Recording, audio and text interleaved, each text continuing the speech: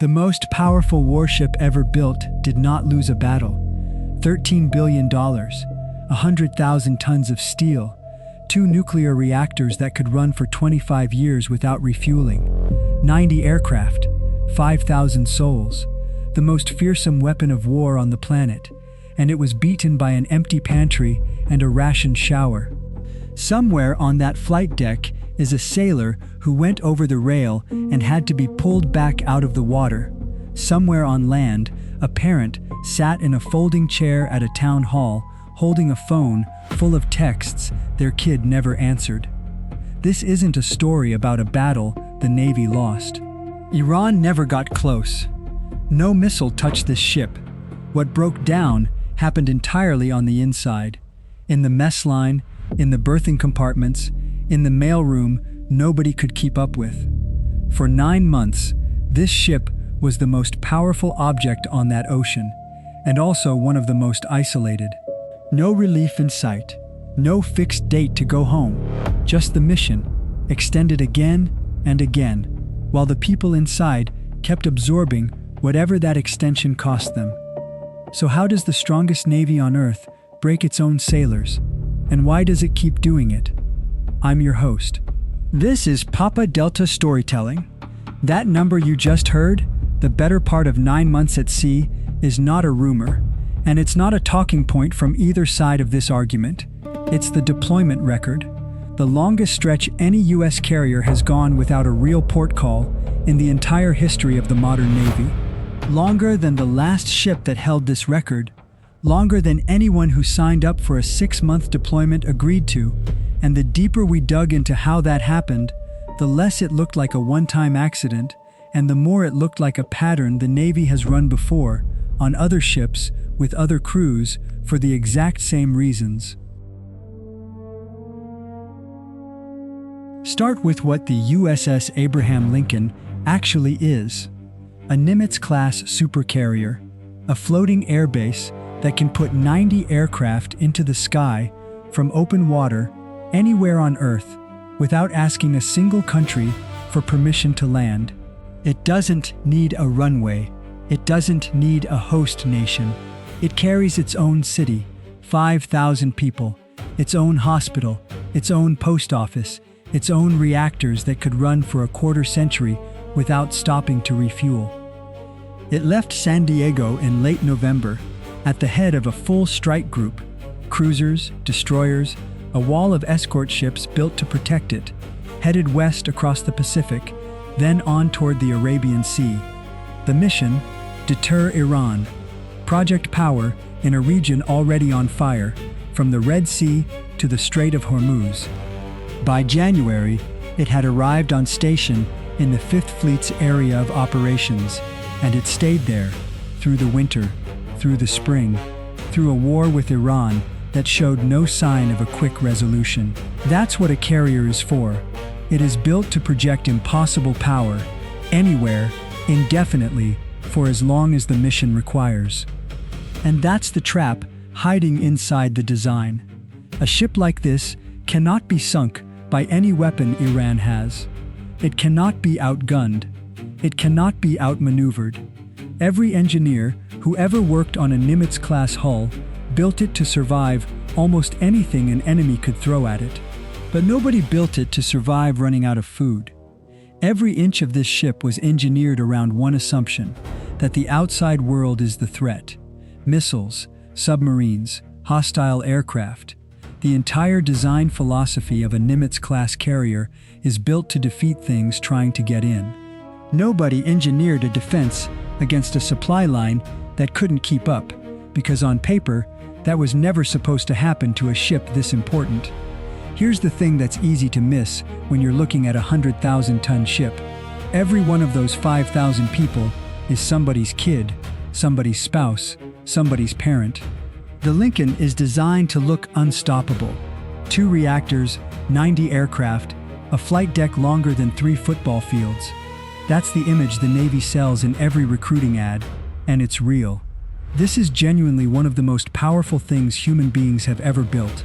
But strip away the steel, and you've got 5,000 human beings living in a space built for endurance, not comfort, for months at a time, doing 12, 14, 16-hour shifts, sleeping in racks stacked 3 high with no door to walk out of and go home at the end of the day.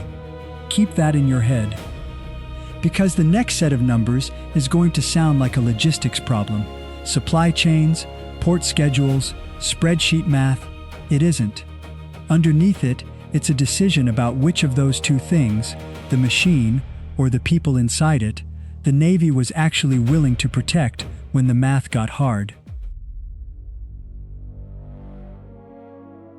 Here's the math the Navy doesn't put on a recruiting poster. A normal carrier deployment runs 6 to 7 months.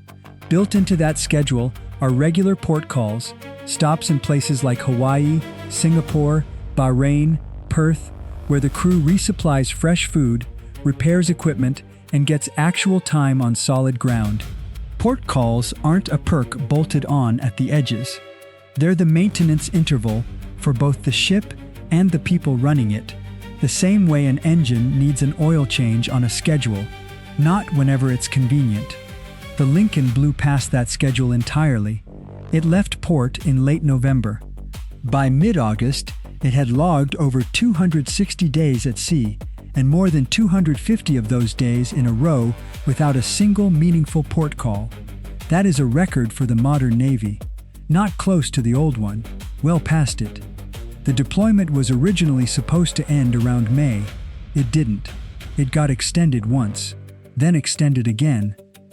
The reason, officially, is the standoff with Iran over the Strait of Hormuz, layered on top of an ongoing campaign against Houthi forces in the Red Sea, a demand for carrier presence in the region that the Navy, with the fleet it currently has, simply could not meet without keeping the Lincoln on station well past its limit. There was no relief ship ready to swap in, so the Lincoln stayed. There is no single villain in this part of the story, no signature on an order that says, "Make them suffer." What there is a choice, made again and again, every single time the deployment came up for renewal. Keep the carrier on station and hold the line in the region, or bring it home on schedule and open a gap the Pentagon wasn't willing to leave. Every time that choice came up, presence won. Every time, the 5,000 people inside the machine were the ones who absorbed the decision, not the admirals making it in a briefing room thousands of miles away. And this wasn't a quiet, invisible strain. By April, reports of the toll it was taking had already gone public. Food shortages, shrinking portions, sailors rationing meals and sharing trays.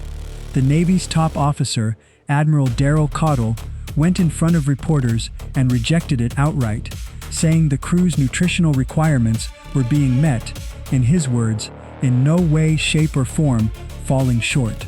The Secretary of Defense went further, calling the entire story fake news. That denial didn't make the problem disappear.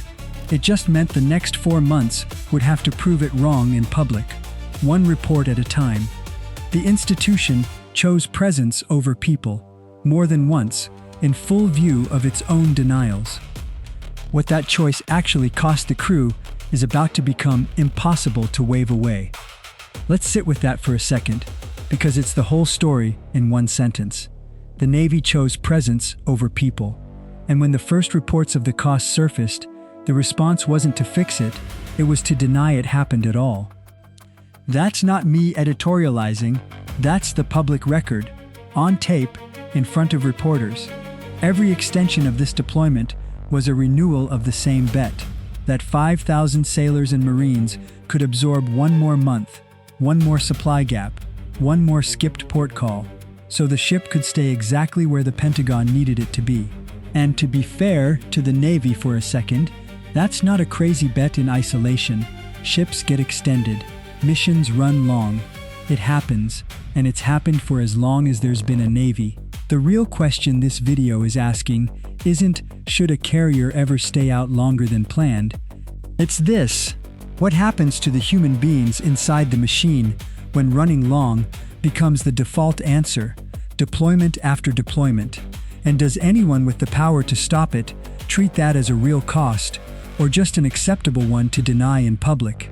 Because what happened aboard the Lincoln wasn't abstract, and it wasn't a public relations dispute. It had a face, several thousand of them. Start with the plainest fact. For long stretches of this deployment, they ran low on food. Photos shared by family members, first published in April, showed exactly what that looked like on a plate. A dry meat patty, a small handful of vegetables, a gray, unidentifiable slab of processed meat on trays that were mostly empty space. One sailor described going without fresh milk for 3 months straight. Multiple sailors described meat that arrived frozen and, on more than one occasion, arrived spoiled. It wasn't just the galley. Sailors described running out of basics: soap, toothpaste, deodorant, the kind of thing that sounds small until you're the one going without it for weeks at a stretch, standing in a line at the ship's store for an hour, only to find the shelf empty when you get there. One sailor summed up the change simply: what used to be unlimited became rationed, and what used to be in stock became scarce. Add to that broken toilets, mold spreading through berthing compartments and shower spaces, weeks at a stretch without hot water, washing machines failing one by one, with no port to dock at and get them repaired. This is not a story about people being merely uncomfortable.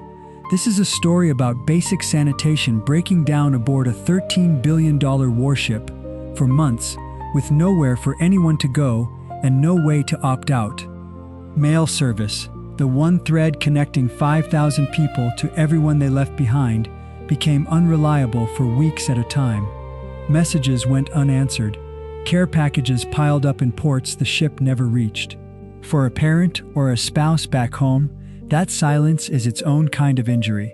And through all of it, the official answer stayed the same. In April, when the first photos went public, the Navy called the reports false and released its own images of full trays to prove it. The Secretary of Defense confirmed, in his words, that the ships had 30-plus days of food supplies on board. Technically true, and beside the point families were actually raising. By August, the denials weren't holding. On August 6th and again on August 11th, families held town halls with Navy leadership, not press conferences, not statements, a room full of parents, spouses, and siblings, demanding to know why their sailors hadn't come home and what, exactly, was being done about it. This time, Navy leaders didn't call it fake. They acknowledged supply issues tied to the war. They still couldn't give a single family a real date. Lawmakers got involved. Senator Richard Blumenthal, among others, sent formal letters demanding answers from the Pentagon, pointing directly to broken toilets and the mental strain on the crew, and warning that the Navy's operational tempo had become unsustainable. The department, he argued, owed these sailors more than gratitude. It owed them supplies, maintenance, and a deployment model that didn't treat human endurance as a resource that never runs out. Navy veterans and military health experts went further, warning specifically about the psychological toll of what one veteran, whose own son is serving on the Lincoln, called one of the most dangerous workplaces on Earth, now grinding on for months with no real break. Confinement like that, for that long, without relief, is one of the fastest routes to a mental health crisis that exists in any branch of the military. And then it happened. A sailor went over the side of the ship and had to be rescued from the water, an incident the Navy itself treated as a mental health emergency. Navy Times and Stars and Stripes each reported additional incidents during this same deployment. The Navy has not denied that sailors reached that point. It has only disputed how bad, exactly, that point was. This is the part of the story that doesn't fit neatly into a press release, and it's the part no official photo of a full food tray can undo. A carrier group can survive a missile. It was never built to survive what happens when the people running it have nothing left to give. Ask anyone who's actually served on a deployed warship, and they'll tell you the same thing in different words. even in peacetime, with full resupply and a predictable schedule, a carrier is already one of the most physically demanding, most psychologically taxing workplaces that exists. Long shifts, no natural light for days, thousands of people sharing a few hundred square feet of personal space. Add 9 months without a real break, and take away the food, the hot water, and the mail, and you're not describing a hard deployment anymore. You're describing the exact conditions military psychologists warn are most likely to produce a crisis. Here's what makes this different from a one-off breakdown in a war zone. It's happened before, and it's happened the same way. A decade earlier, the USS John C. Stennis went through the same slow collapse, an extended deployment, degraded living conditions, a crew stretched well past what the schedule had ever accounted for. Different ship, different war, same underlying math. Zoom out further, and you find a straight line running through the entire post-9/11 era. Surge deployment after surge deployment, each one justified by whatever the crisis of that moment happened to be. Iraq, Afghanistan, a rotating cast of operational necessities, and each one quietly normalizing a little more time at sea than the deployment before it. And the Lincoln isn't even holding the current record. The USS Gerald R. Ford, the newest, most expensive carrier the Navy has ever built, commissioned with every modern upgrade engineers could design into it, has already logged a 368-day deployment. Longer than the Lincoln's. All that new engineering, and the ship still broke the same kind of record the Lincoln is now chasing, for the same underlying reason: not enough carriers to cover the demand without running the ones it has into the ground. Look closer at how each of these stories has actually unfolded, and the pattern gets even more specific than deployments run long. First, reports surface: food, conditions, mental health. Then, senior officials deny them, publicly and forcefully, sometimes with their own photos to counter the story. Then, months later, as the pressure builds from families and lawmakers, the same officials quietly acknowledge that yes, there were supply issues, there were strains, there was a cost, without ever quite calling it what the families called it from the start. It's not one broken ship, or one bad news cycle, or one indifferent admiral having a bad month. That's an institution running the same playbook: deny, then downplay, then quietly concede, on a schedule, across at least 3 different ships and 3 different decades. Part of why the playbook keeps repeating isn't a mystery either. The Navy has fewer carriers today than it did a generation ago, and the demand for carrier presence around the world hasn't shrunk to match. Every region that wants a carrier on station is competing for the same small pool of ships, and when the math doesn't work, something has to give. It's rarely the mission, it's almost always the crew already out there, because they're the one variable nobody back in Washington has to look in the eye. Analysts who study this exact problem have said as much publicly. The Navy needs to realign its deployment model with reality, instead of asking sailors to be the shock absorber for a fleet that's stretched thinner than the mission demands. That recommendation has been made before. It was made after the Stennis. It's being made again now. The Navy doesn't fail once. It fails on a schedule. And every single time, it's the same 5,000 people who find out first. Long before the officials denying it ever do, and long before the fix, if it comes at all, actually arrives. If a story like this is worth your time, the subscribe button and that bell are how you make sure you don't miss the next one. Back to it. A relief carrier is now inbound to take the Lincoln's place on station. When it arrives, the Abraham Lincoln will finally turn for home. For the 5,000 people who've spent the better part of a year inside that hull, that's the headline they've been waiting for since November. A port, a shower that isn't broken, a phone call that actually connects. Solid ground under their feet for the first time in the better part of a year. Back home, families are already counting down. Some have waited 9 months without a single face-to-face visit. Some have missed birthdays, graduations, first steps, the ordinary milestones of a year that this deployment simply absorbed. For them, the relief carrier on the horizon isn't a policy story. It's the difference between an empty chair at the table and a full one. But don't mistake this for a happy ending. This isn't a story that resolves itself the moment the ship turns around and points its bow toward San Diego. The strongest navy on Earth, the one with more carriers, more firepower, more global reach than every other country's navy combined, was forced, in public, in front of families and lawmakers and cameras, to admit that its single most powerful warship ran short on food, ran short on soap, ran short on hot water, and came close to running out of the will of the people inside it to keep going, evidenced by the sailors the Navy itself had to pull back from the edge. And it took months of denial before that admission ever came. Not because the Navy didn't know, because acknowledging it, on the record, meant admitting that presence had been chosen over people, again, on a ship the public was told could do absolutely anything. Nothing about that admission comes with a guarantee. There's no new law that stops the next carrier from being extended twice. There's no rule that says the next set of denials won't sound almost identical to this one. The only thing that changed is that, this time, enough people said something loudly enough that the Navy couldn't keep saying nothing back. The ship never lost a fight. It never will. Not against Iran, not against anyone who might test it. That was never the actual risk.